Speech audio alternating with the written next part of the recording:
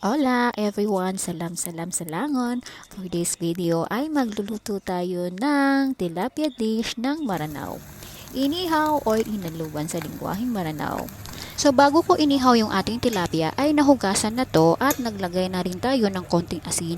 At kung mapapansin nyo ay sa stove lang ako nag-ihaw pero mas maigi kung gamit natin ay uling. Ngayon ay naggisa na ako ng ating palapa at naglagay na rin ng tubig at ibang pampalasa. Pag kumulo na siya ay ilagay na natin ang ating inihaw na tilapia, takpan ito at lutuin ng ilang minuto. Pagkaraan ng ilang minuto ay naglagay na rin ako ng bell pepper pero ito ay optional.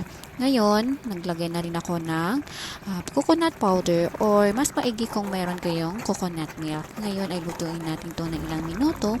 Pagkatapos ay naglagay na rin ako ng lettuce at spring onion. Ngayon ay bahala na kayo kung ano ang prefer niyong kulay na gusto niyong isahog sa ating tilapia. And voila!